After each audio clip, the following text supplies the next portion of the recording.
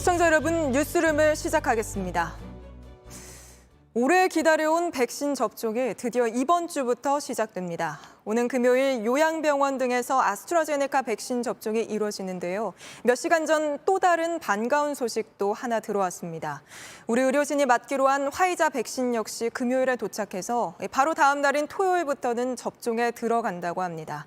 먼저 이번 주 백신 시간표 최승훈 기자가 보도합니다. 오는 27일 토요일 화이자 백신 접종이 시작됩니다. 금요일인 26일 시작되는 아스트라제네카 백신 접종에 이어 두 번째입니다. 코백스 퍼실리티로부터 화이자 백신 11만 7천 회분이 우리나라에 도착합니다.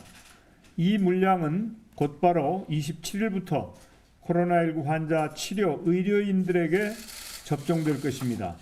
화이자 백신은 코로나 환자를 치료하는 의료진을 대상으로 2회씩 모두 58,500명이 맞을 수 있습니다. 금요일부터는 국내에서 처음으로 아스트라제네카 백신이 요양시설이나 병원에서 종사하는 사람들과 입소자들에게 접종됩니다. 국내 코로나가 발병한 지 400여일 만에 면역을 갖기 시작하는 겁니다. 첫 접종 대상자 36만여 명 중 약 94%는 이미 백신 접종에 동의한 것으로 나타났습니다. 정부는 적극적인 접종 참여를 당부했습니다. 정부가 책임지고 안전성과 효과성을 검증한 만큼 국민 여러분께서는 이를 믿고 백신 접종에 적극 동참해 주실 것을 당부드립니다. 이런 가운데 정부는 의료계와 만나 백신 접종을 위한 막바지 점검 회의를 열었습니다. 2월부터 3월까지 접종 계획과 의료계 건의사항을 논의했습니다. 의료계는 현장 혼란이 크지 않게 일관된 지시와 인력 부족, 부작용 모니터링에 대한 정부의 협조를 요청했습니다. JTBC 최승훈입니다. 이번 주부터 백신 접종이 시작되면서 내 차례는 또 우리 가족 차례는 언제쯤인지 궁금하실 텐데요. 4인 가족을 예로 들어서 강현석 기자가 설명해 드리겠습니다. 노모와 부부, 딸로 구성된 4인 가족이 있습니다. 노모는 75세, 부부는 각각 40세, 딸은 10살 된 가정입니다. 이 중 75세 노모가 상황에 따라 가장 먼저 백신을 맞을 수 있습니다. 현재 요양병원에 있다면 2월, 가족과 살고 있다면 5월쯤 백신을 맞게 됩니다. 그 다음 순서는 40살 동갑내기 부부인데 남편은 회사원, 아내는 의사입니다. 남편은 일반 성인으로 분류돼 3분기인 오는 7월쯤 사전 예약으로 접종을 받을 수 있습니다. 종합병원에서 일하는 아내는 고위험 의료기관 종사자로 분류돼 남편보다 넉 달 빠른 3월에 백신을 맞게 됩니다. 10살 된 딸은 백신을 맞을 수 없습니다. 18세 미만 소아청소년에 대한 임상시험을 하지 않았기 때문입니다. 접종 시차가 상당한 만큼 백신을 맞기 전까지는 방역 지침을 계속 준수해야 합니다. 예방접종이 시작된다고 해서 코로나19가 바로 위험도가 떨어지는 것이 아니라 서서히 위험도는 떨어질 것으로 분석하고 있습니다. 만약 백신 접종을 거부한 사람이 있다면 순번은 전 국민의 접종이 끝난 뒤인 11월 이후로 미뤄지게 됩니다. 접종 기한 내에 예약을 하지 않아도 순서가 가장 뒤로 밀립니다. 백신이 여러 종류가 있지만 종류를 고를 수 있는 권한은 없습니다. JTBC 강현석입니다. 정말 모두가 오래 기다려온 백신인데요. 의사협회가 연일 찬물을 끼얹고 있습니다. 오늘 백신 접종으로 정부와 의료계가 머리를 맞대는 자리가 있었는데 여기서 의협이 또 한 번 의료법 개정안이 이번 주 법사위에서 의결되면 백신 접종과 관련한 정부와 의사들 간 협력 체계가 모두 무너질 거라고 했습니다. 최대집 의협 회장은 저희와의 통화에서도 백신 접종은 의사의 의무가 아니다. 그러니 정부가 이걸 하라 마라 강요할 수 없다고 주장했습니다. 범죄 저지른 의사 면허를 박탈하자는 법을 두고 다른 것도 아닌 백신을 볼모 삼았다는 비난이 나옵니다. 서준석 기자입니다. 최대집 의사협회 회장은 국가가 의사에게 백신 접종을 돕도록 강요할 수 없다고 주장했습니다. 이게 우리한테 주어진 의무가 아니란 말이죠. 그러니까 이걸 하라 마라 강요할 수가 없는 거예요. 백신 접종을 하려면 의사가 기본 근무에 더해 따로 시간을 내야 하는 만큼 자발적인 봉사라는 겁니다. 하지만 의사윤리 지침은 의사는 대규모 감염병 발생 시 환자 구호를 위해 적극적인 활동을 벌여야 한다고 규정하고 있습니다. 최 회장은 살인을 저지른 의사도 면허를 유지할 수 있는 현행 면허관리제도에 일부 허점이 있다는 점은 인정했습니다. 다만 의사들이 스스로 징계하고 관리할 수 있도록 해야 한다고 주장했습니다. 여기 의사면허 관리에 큰 어떤 공백이 있다. 그래서 우리가 선진국 의사면허 관리 제도를 도입해서 자율징계권을 달라 그렇게 하고 있는 거 아니에요. 그러면서 이번 주 열릴 국회 법사위에서 의료법 개정안이 통과될 경우 즉시 총파업하겠다고 했습니다.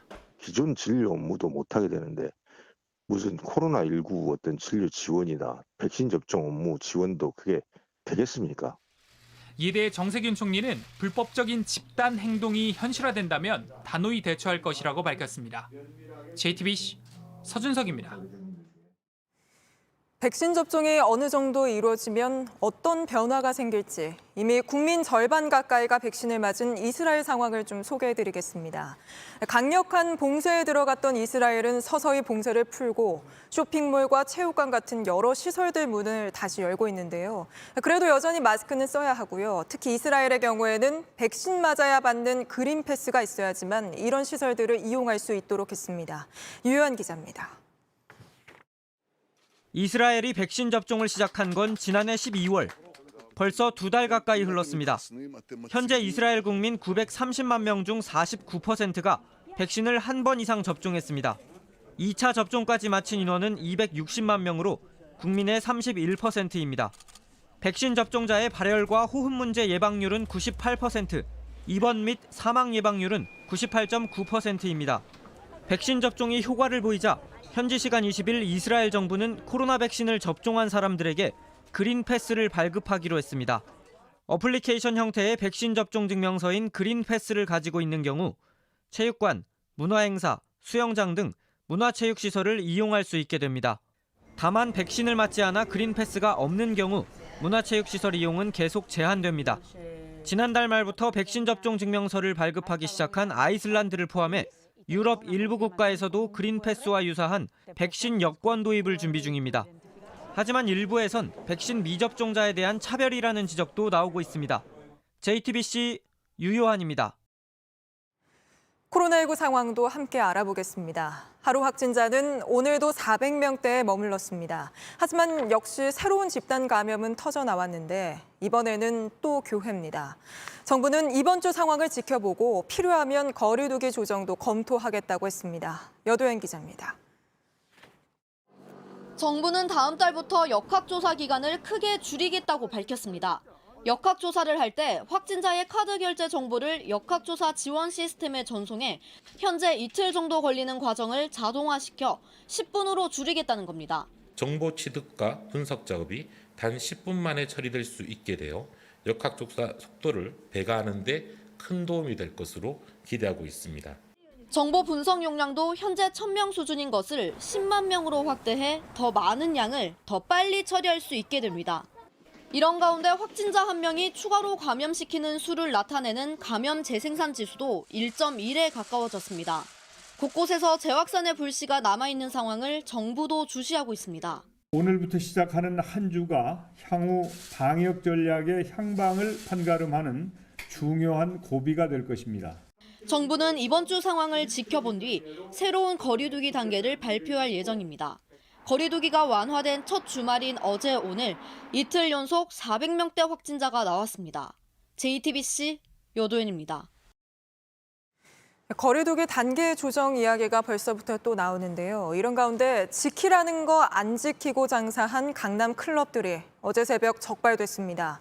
그런데 이 클럽에 저희 취재진이 물어보니까 오늘 밤도 영업은 하겠다고 합니다. 박태인 기자입니다. 사람들이 다닥다닥 붙어 있습니다. 빈자리는커녕 발 디딜 틈도 없습니다.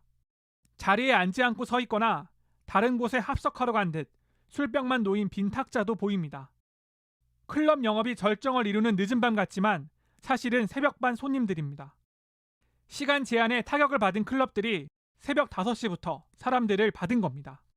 2달 만에 클럽 영업이 다시 시작됐지만 거리 유지를 위해 8제곱미터당 1명만 입장할 수 있습니다. 또 춤을 추는 행위나 일행끼리 자리를 옮기는 이른바 부킹이나 헌팅도 금지됐습니다. 하지만 새벽부터 클럽을 찾은 젊은이들이 많았고 수칙은 지켜지지 않았습니다. 서울시와 경찰이 어제 새벽 6시부터 강남 클럽을 기습 단속해 방역수칙을 위반한 7개 업소를 적발했습니다. 적발된 클럽은 과태료 150만 원과 2주간 영업정지 처분을 받지만 오늘 밤에도 영업을 합니다.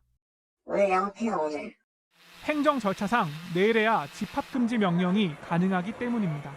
그 안에서 사람들 계속 부비부비 대고 마스크 안 쓰고 술 마시고 그다음에 테이블 간에 합석도 하고 막 이런 상황들 계속 반복할 건데. 경찰은 춤을 추고 노래를 부를 수 있게 하거나 밤 10시 이후에도 영업한 일반 음식점 3곳도 적발해 관계자와 손님 53명을 입건했습니다. JTBC 박태인입니다.